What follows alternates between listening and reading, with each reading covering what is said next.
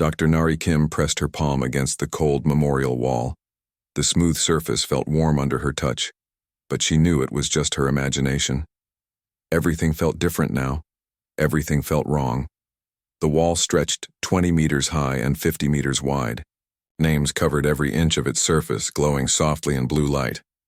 But as Nari watched, another name flickered and disappeared. Gone forever. The quantum marble could not hold what no one remembered. She stepped back and looked at the empty space where the name had been. Someone had lived. Someone had laughed and cried and loved. Someone had dreams and fears and favorite foods. Now they were nothing. Not even a ghost. Still coming here every day? Nari turned. Dr. Minho Park stood behind her, holding 2 cups of coffee.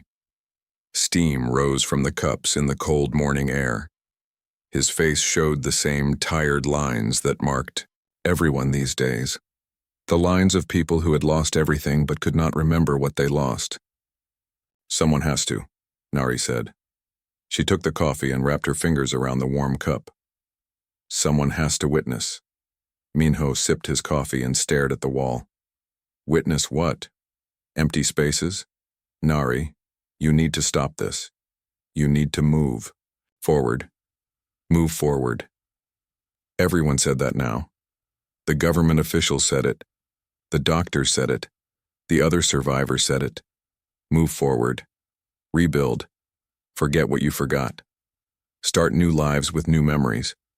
But Nari could not move forward. Something held her back. Something important.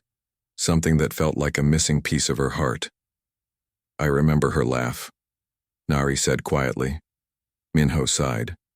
Nari, we talked about this. The doctors explained it. Your brain is trying to fill the empty spaces. It creates false memories to make sense of the loss. There was no her, there was no laugh. Nari shook her head. I worked late in the lab. Building 7, floor 12. I always worked alone. But sometimes I heard humming from the next room. A woman humming while she worked. Happy songs. Old songs. Building 7 was destroyed in the first wave. The records show you worked alone, on that floor. The records are wrong. Nari turned to face him. Minho, I know you want to help. I know everyone thinks I am losing my mind. But I remember small hands drawing star charts. I remember someone who loved the night sky. I remember a voice that said the universe keeps its own records. Minho put his hand on her shoulder. Even if you remember these things, what does it matter now? She is gone. Everyone is gone. The veil made sure of that. The veil. 3 years ago, they had come from the dark between stars, not with ships or weapons, but with something worse. A digital fog that swept across Earth like a plague. It ate memories. It ate history. It ate the very idea that humans had ever mattered. The aliens were efficient. They did not destroy cities or kill people. They simply erased the meaning of human existence. Family photos turned blank. History books became empty pages. Wedding rings lost their significance. Parents forgot their children's names. Children forgot they had ever had parents. Most humans adapted quickly. Without painful memories to hold them back, they built new lives, new relationships, new purposes. The government called it a blessing in disguise, a chance to start fresh without the weight of the past. But some people remembered fragments, broken pieces that made no sense, dreams that felt too real. Empty, spaces that hurt like missing teeth. Nari was one of those people. She remembered working on something important, something about quantum signals and deep space communication. She remembered staying late in the lab because the work mattered. She remembered the sound of someone working in the next room, someone who cared about the same things she cared about. I have to go, Nari said. She finished her coffee and handed the empty cup back to Minho. Where? Home. I want to look at the stars. Minho watched her walk away. His face showed worry and sadness. Nari knew he cared about her. She knew he wanted to help. But he could not understand. No one could understand what it felt like to know that someone important was missing from the world. Nari lived in a small apartment on the edge of Neo Seoul. The building was new. Everything was new now. The old buildings held too many empty spaces where memories used to be. Better to start fresh with clean walls and unmarked surfaces. She climbed to the roof and lay down on the old blanket she kept there. The night sky stretched above her like a dark ocean filled with diamonds. She found the constellation Lyra easily. She had always been good with stars.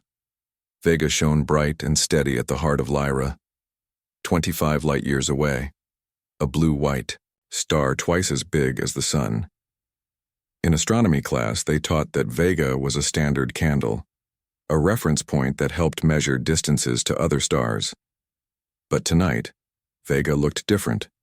It seemed to pulse with a gentle rhythm, like a heartbeat, like someone tapping Morse code on a table.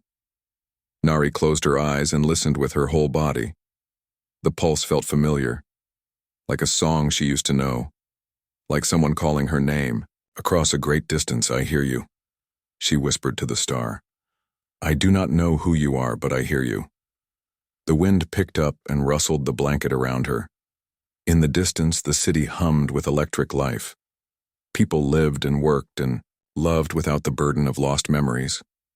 They were probably happier now, probably better off. But Nari could not let go.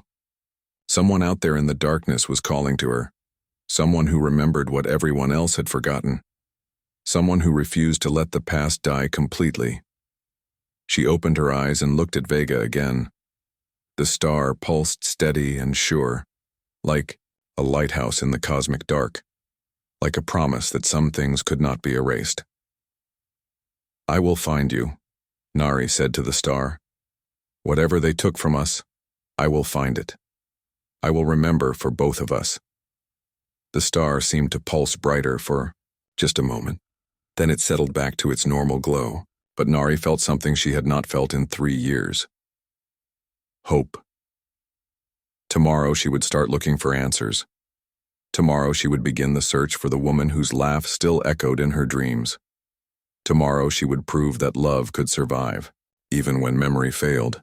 Tonight she would lie under the stars and listen to the whispers that only she could hear. Dr. Jiho Lee stared at his computer screen for the 4th time that morning. The numbers made no sense. His deep space monitoring station had been tracking stellar radiation patterns for 2 years. He knew what normal looked like. This was not normal Vega was broadcasting. Not the random energy bursts that all stars produced. This was organized, patterned, almost like someone was sending a message through 25 light-years of empty space. Jiho rubbed his tired eyes and checked the data again. The signal had started 3 days ago. Weak at first, then growing, stronger each night. The pattern repeated every 6 hours and 43 minutes. Too precise to be natural, too complex to be equipment failure. He needed help. Someone who understood quantum physics better than he did. Someone who would not think he was crazy for suggesting that a star was trying to communicate. Jiho thought about Dr. Nari Kim. He had heard the stories about her, how she talked to empty air and visited the memorial wall every day, how she claimed to remember people who never existed. Most scientists avoided her now. They thought her mind had broken after the Veil attack. But Jiho remembered her work from before. She had been brilliant. Her research on quantum communication had pushed the boundaries of what was possible. Maybe she was the only one who would listen. Jiho found Nari at the memorial wall, just as everyone said he would. She stood perfectly still, staring at a blank section of the quantum marble. Her coffee had grown cold in her hands. Dr. Kim? She turned slowly. Her eyes looked tired but alert. Dr. Lee, I know you. You work at the Meridian Station. Yes, I need to show you something. Something about the stars. For the first time in days, Nari smiled. Which star? Vega. Nari set down her coffee cup. Show me. They drove to the monitoring station in Jiho's electric car. The building sat on a hill outside the city, away from the light pollution. 3 large radio telescopes pointed at different sections of the night sky. Banks of computers processed the constant stream of data from deep space. Jiho led Nari to his workstation. Charts and graphs covered 2 large monitors. Red lines spiked and dipped across time measurements. Numbers scrolled down the screen faster than human eyes could follow. This started 3 days ago, Jiho said. He pointed to a cluster of red spikes. The signal is coming from Vega. It repeats the same pattern over and over. Nari leaned closer to the screen. Her breathing quickened. Can you play the audio version? Jiho typed commands into his computer. Speakers crackled to life. A rhythmic beeping filled the room. Long beeps, short beeps, pauses, then repetition, like Morse code but more complex. Tears ran down Nari's cheeks. I know this pattern. What do you mean? I dreamed it. For 3 years I have been dreaming this exact rhythm. I thought it was my heartbeat. I thought it was my imagination. Jiho stared at her. How could you dream a signal from space? I do not know. But I know something else. This is not random. Someone is trying to send us information, compressed data, memories. They worked through the night. Jiho handled the technical aspects while Nari focused on the patterns. She seemed to understand the signal in ways that made no logical sense, as if her brain was naturally tuned to receive it. By morning, they had made progress. The signal contained layers of information, mathematical constants, chemical formulas, star charts, and underneath it all, something that looked like neural patterns, brain waves preserved in electromagnetic radiation. This is impossible, Jiho said. No one can broadcast consciousness through space. The data would degrade. The distance is too great. Nari was not listening. She had put on headphones and was listening to the raw signal. Her eyes were closed. Her lips moved silently, as if she was having a conversation. Sora, she whispered. What did you say? Nari opened her eyes. They were bright with excitement and terror. Her name was Sora, Dr. Sora Huang. She worked in the lab next to mine. She studied quantum consciousness transfer. Nari, there are no records of anyone named Sora Huang. Because the veil erased her, but she fought back. She uploaded herself into the signal before they could take her memories. She has been calling to me for 3 years. Jiho felt a chill run down his spine. That is not possible. Listen to the signal again. Really listen. Tell me what you hear. Jiho put on the headphones. At first, he heard only the rhythmic beeping, but as he focused, other sounds emerged. Whispers, fragments of words, and underneath it all, a woman's voice singing softly in Korean. He yanked off the headphones. What is that? That is Sora. She preserved herself in the signal. She has been waiting for someone to find her, someone who could remember. Before Jiho could respond, alarms began blaring throughout the station. Red lights flashed on every computer screen. The building's security system activated, sealing all doors and windows. What is happening? Nari asked. Jiho checked his monitors. His face went pale. Ships, entering Earth's atmosphere, the same energy signature as the veil. They rushed to the observation deck. In the morning sky, dark shapes moved between the clouds, sleek vessels that seemed to absorb light rather than reflect it, dozens of them descending toward major cities around the world. They are back, Jiho said. The veil are returning. Nari grabbed his arm. The signal. They detected Sora's transmission. They know we found her. One of the ships broke away from the main group and headed toward the monitoring station. It moved without sound, like a shadow falling across the landscape. We have to run, Jiho said. No. Nari turned back toward the computer station. We have to save the data. Sora sacrificed everything to preserve human memory. I will not let them destroy her again. She began downloading the signal patterns onto portable drives. Her fingers flew across the keyboard. The ship grew larger in the sky, blocking out the sun. Nari, we have to go now. Almost finished. Just a few more minutes. The ship settled onto the ground outside the station. Landing gear extended from its dark hull. A door opened with a hiss of escaping atmosphere. Figures emerged from the ship. They looked human but moved wrong. Their eyes reflected light like mirrors. Their skin had a gray undertone that suggested they had not seen natural sunlight in years. These were humans who had been taken during the first invasion.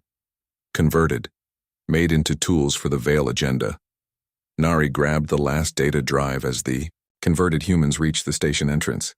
She and Jiho ran toward the emergency exit. Behind them, they could hear the sound of doors being forced open.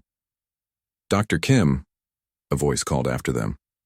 It sounded almost human, but carried an electronic undertone. "You have something that belongs to us. Return the signal data and we will make your transition painless."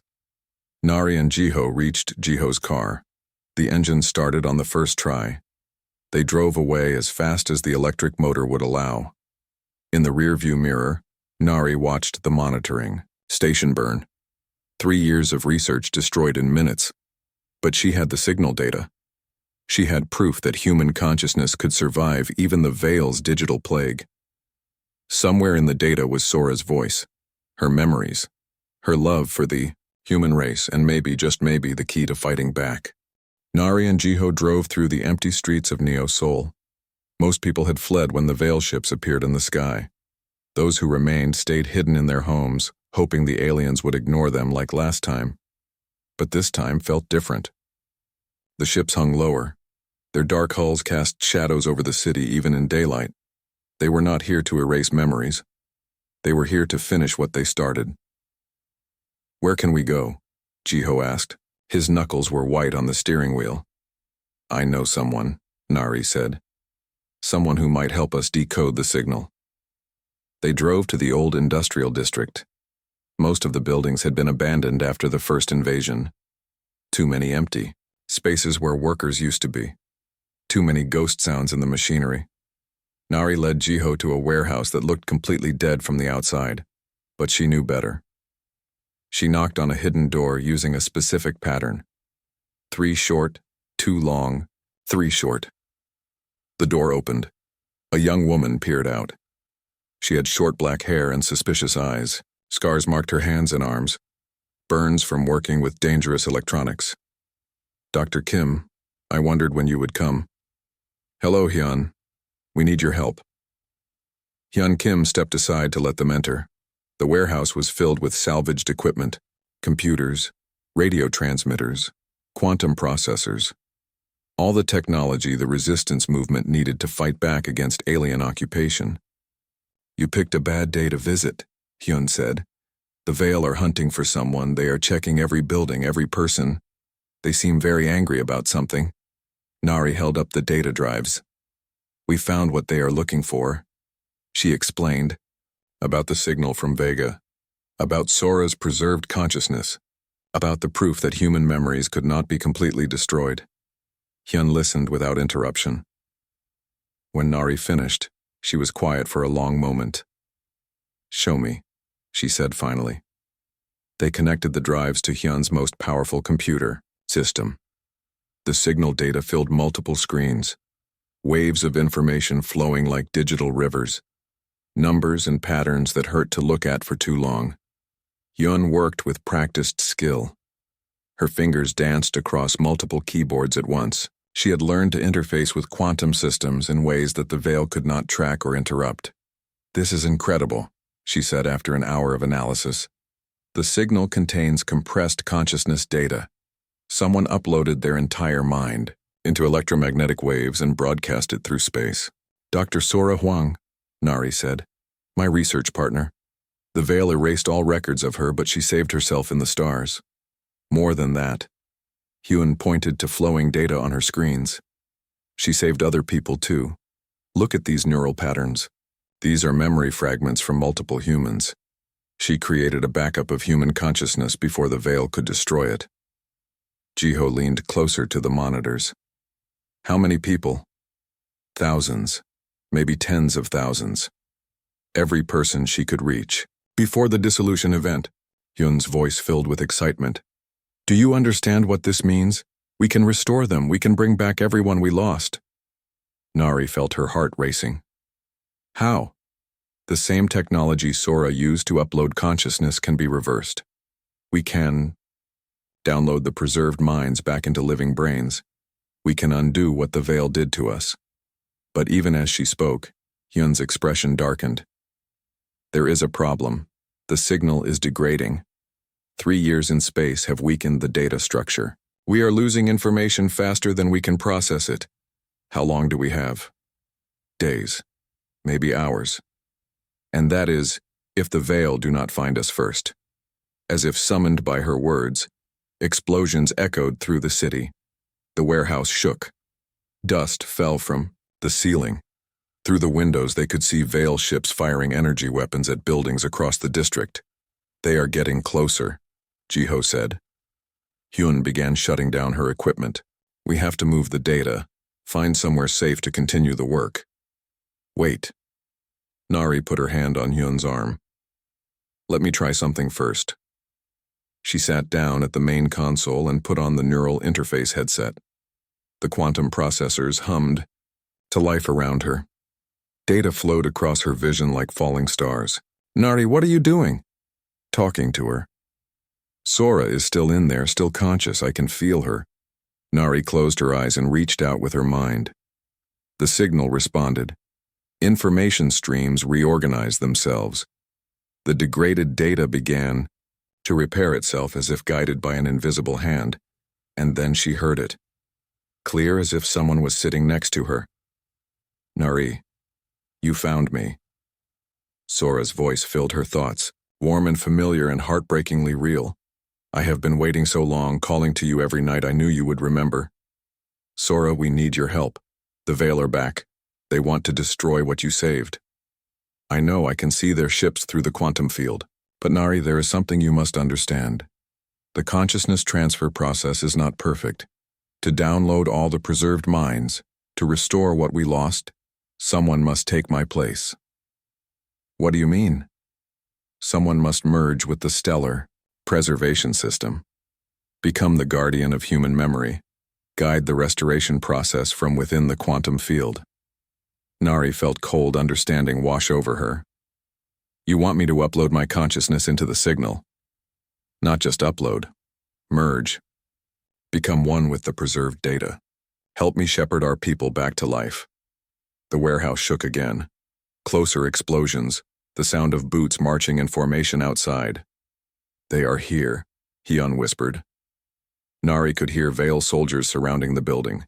The converted humans, who served as their ground forces. Soon they would break down the doors and destroy everything.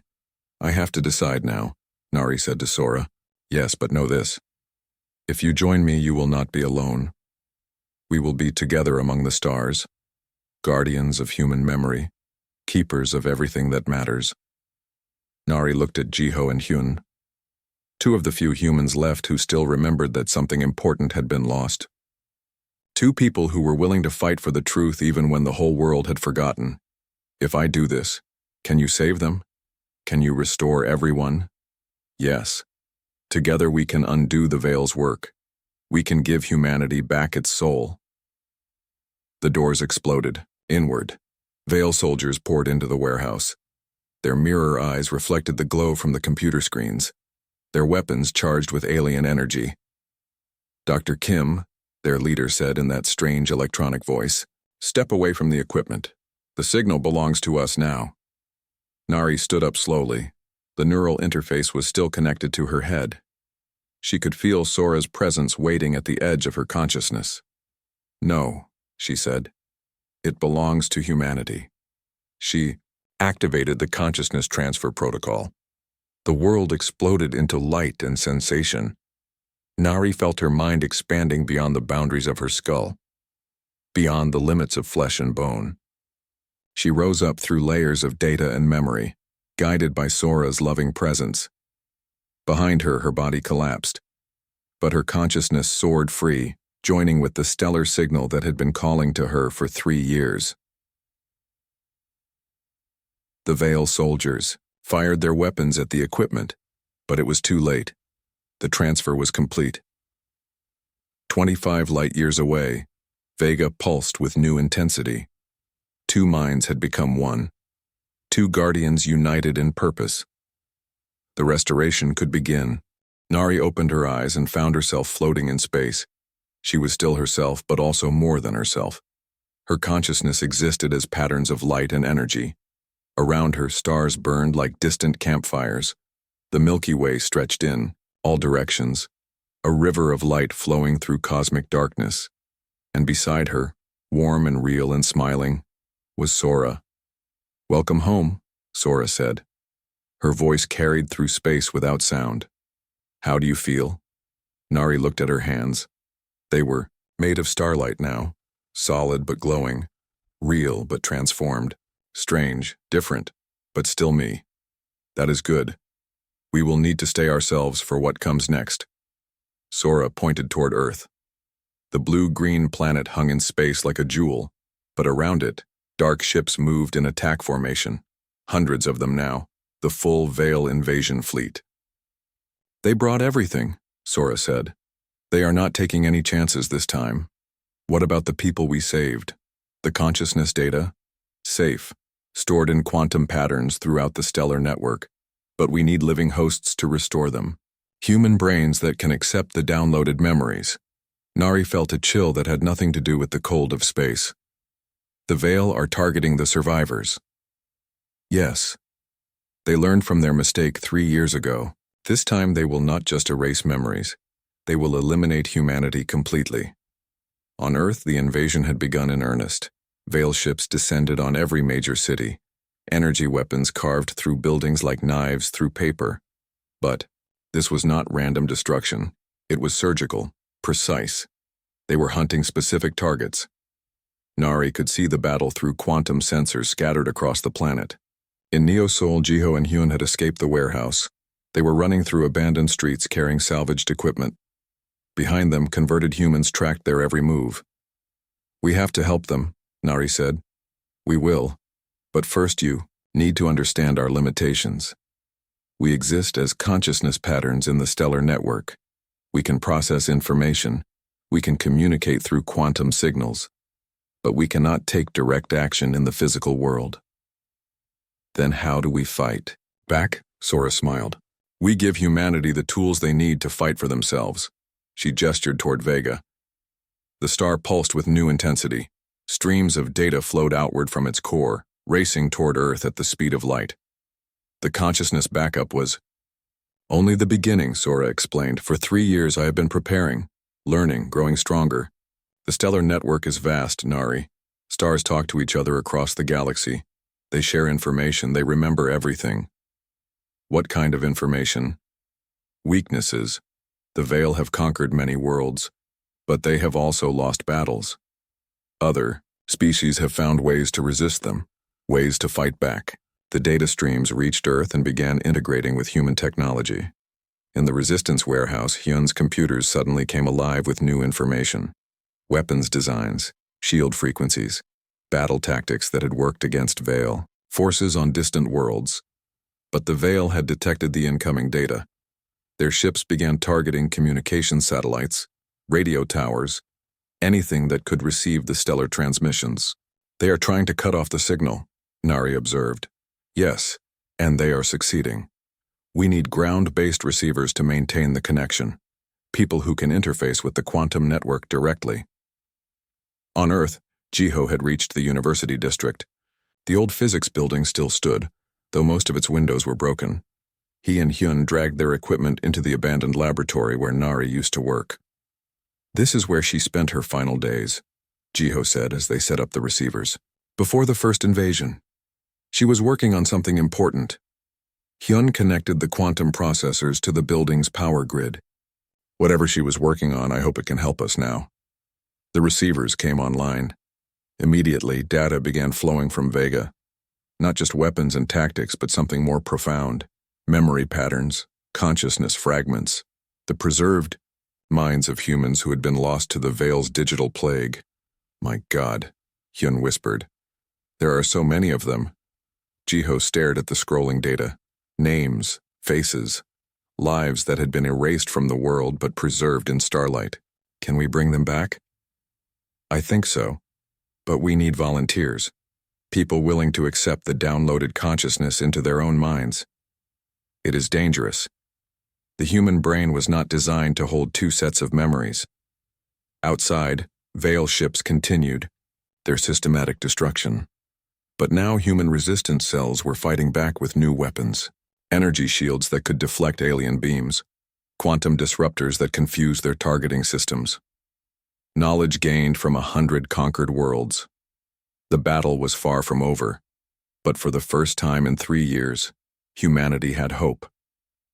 In space, Nari watched the conflict with growing concern. The Veil are adapting, learning from each attack. They will find a way to counter our advantages. I know, Sora said. That is why we need to accelerate the restoration process. Give humanity back its full strength before the Veil can develop new countermeasures. How long do we have? Hours, maybe less. The Veil commander is preparing something, a final solution to the human problem. As if responding to her words, the largest Veil ship began to glow. Energy built up along its hull like lightning trapped in dark crystal. Nari could feel the power building. Enough energy to sterilize a planet. They are going to destroy Earth, she said. Not if we stop them first. Sora reached out through the stellar network. Her consciousness touched every star within 50 light years. Ancient suns that had burned for billions of years. Young stars just beginning their cosmic journey. All of them connected through quantum fields that spanned the galaxy. What are you doing? Something I have been preparing for 3 years. Stars are not just balls of burning gas, Nari. They are conscious, aware, and they remember everything that happens in their light. The stellar network responded to Sora's call. Across space, stars began to pulse in unison, their combined energy focused on a single point, a quantum tunnel that bent space and time. We can send one massive data burst directly to Earth, every preserved consciousness at once, every human memory that the Veil tried to destroy. But it will drain our power completely. We will have to merge fully with the stellar network, become part of the cosmic memory forever. Nari understood. They could save humanity, but only by giving up their individual existence. They would become something greater than human, but lose their personal identity in the process. On Earth, the Veil weapon was almost ready to fire. In the physics building, Jiho and Hyun worked frantically to prepare for the incoming data burst. Across the planet, resistance fighters took their positions for one final battle. Are you ready? Sora asked. Nari looked at her friend, the woman who had sacrificed everything to preserve human memory, who had waited 3 years in the cold of space for someone to find her. Together? She asked. Together. They joined hands and reached out to touch the heart of Vega. The star responded, with warmth and welcome. Their consciousness began to merge with stellar fire. The data burst launched toward Earth. 25 years of light compressed into a single moment. Every human memory, every preserved soul, every dream and hope and love that the Veil had tried to erase, racing toward home at the speed of light itself. The wave of light reached Earth just as the Veil weapon began to fire. Jiho felt it first, a tingling sensation that started in his fingertips and spread through his whole body. The quantum receivers in the laboratory glowed white-hot. Data flowed through them faster than any computer could process. It is happening, Hyun said, her voice filled with wonder and terror. The restoration is beginning. Across the planet, every human touched by starlight began to remember. In Neo Seoul, an old man sitting in his apartment suddenly recalled his daughter's face. Her first steps, her wedding day, the grandchildren he never knew he had. He wept as 20 years of stolen memories returned in a single moment. In London, a woman walking through empty streets stopped and looked at the abandoned playground. She remembered pushing her son on those swings, teaching him to ride his bicycle, reading him stories before bed. She called out his name and heard an answer from across the city as he remembered her too. In New York, resistance fighters paused in their battle as they remembered why they were fighting. Not just for survival, but for the people they loved. The families that had been erased from their minds but never from their hearts. The Veil had not expected this. Their weapon fired at the planet, but the energy beam struck a world that was no longer the same. Humanity remembered its strength now, its unity, its refusal to surrender. From space stations hidden in Earth's shadow, human ships emerged. Not the crude vessels built after the first invasion, but sleek fighters constructed from plans preserved in stellar memory. Ships designed by engineers who had been forgotten for 3 years but were remembered now. The space battle began with fury and hope. Jiho grabbed Hyun's arm as the laboratory shook around them. "We have to get out of here. The building cannot handle this much energy." But Hyun was staring at the quantum processors with tears in her eyes. "Look at the data. Do you see what is happening?" On the screens, consciousness patterns were integrating with living human minds, not overwriting them but joining with them. Two sets of memories becoming one. The living and the preserved united in perfect harmony. "The brain can handle it," Hyun said in amazement. "Human consciousness is more flexible than we ever imagined. We are not just remembering the past. We are becoming more than we were before." Across Earth, the transformation continued. Children suddenly possessed the wisdom of grandparents they had never met. Adults remembered skills they had learned in previous lives. Humanity was becoming something new, something the Veil had not planned. For in space, Nari and Sora felt the change. Their consciousness had merged fully with the stellar network now. They existed as patterns of light spread across light years of space. No longer individual, but not lost either. They had become the memory of the galaxy itself. "It worked," Nari whispered through the cosmic wind. "Humanity is free." "Not yet," Sora replied. "The Veil still have ships, weapons. They will not give up easily." She was right. The alien fleet regrouped around their command vessel. The Veil commander, speaking through a dozen converted humans at once, broadcast a message to Earth. "Kois, think you have won, but you have only delayed the inevitable. We have conquered 1,000 worlds. Your memories change nothing. We will adapt. We will return. We will finish what we started." But this time humanity answered back. The response came not from governments or military leaders, but from every human on Earth speaking in unison. Billions of voices joined together in perfect harmony. "We remember you now. Every world you conquered. Every species you destroyed. Every lie you told yourselves to justify your actions.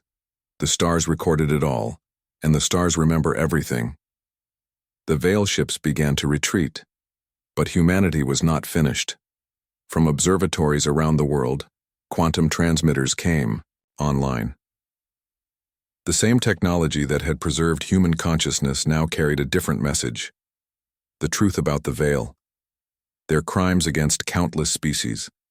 Their fear of any race that might threaten their dominance. The message spread across the galaxy at light speed, to every star system, every inhabited world, every species that had ever suffered under Veil occupation. The galaxy remembered, and the galaxy was angry. Within hours, ships began arriving in Earth's solar system. Not Veil vessels, but the warships of 100 liberated worlds. Species that had been enslaved, conquered, or hidden in fear. All of them drawn by humanity's call for justice. The Veil fleet found themselves surrounded, outnumbered, facing not just one angry species, but an entire galaxy that had finally remembered how to fight back. The battle was brief and decisive. The Veil commander, realizing that their empire was crumbling across 1,000 star systems, made one final desperate move. They activated a quantum weapon designed to collapse local space-time. If they could not have the galaxy, they would destroy it. But they had forgotten something important. Stars are connected across vast distances through quantum fields, and in those fields, two human consciousness patterns waited with the patience of cosmic time. Nari and Sora reached out through the stellar network, not to any single star, but to them all. Every sun within 100 light-years responded to their call. Ancient energies that had burned since the birth of the universe focused on a single point in space. The Veil weapon never had a chance to fire. When the light faded, the alien fleet was gone, not destroyed, but transformed. The quantum energies had stripped away their technology, their weapons, their ability to harm others. They were left with only basic ships and the choice to find a new path or drift forever in the cosmic dark. Most chose to leave, to find some distant corner of the galaxy where they could reflect on what they had become. A few remained, asking for the chance to make amends. Humanity, remembering both justice and mercy, allowed them to try. In the years that followed, Earth became the center of a new kind of galactic community. Not an empire built on conquest, but a network built on memory. Species shared their histories, their knowledge, their stories. The stellar network grew stronger, connecting more worlds, preserving more voices. And at the heart of it all, in the light of Vega and 1,000 other stars, Nari and Sora kept watch, guardians of memory, keepers of truth. Voices that whispered, through the cosmic dark, ensuring that nothing important would ever be forgotten again. Children born on Earth grew up looking at the night sky differently. They saw not distant lights but ancestors watching over them, parents and grandparents and friends who had become one with the stars, who remembered their names even when they forgot their own. The veil had tried to erase humanity from the universe. Instead, they had taught the human race something precious. That love is stronger than forgetting. That memory is more powerful than weapons. That consciousness once awakened can never truly die. The universe keeps its own records. And humanity had learned to write their stories in light that travels forever. In the glow of Vega, two friends who had become something greater smiled at the world they had saved. The galaxy was vast and full of wonders. There were new species to meet, new stories to preserve, new memories to keep safe. The stars remember everything, and they would never stop whispering the names of those who mattered. The universe had not forgotten humanity, and now, thanks to two women who refused to let go, humanity would never forget itself again.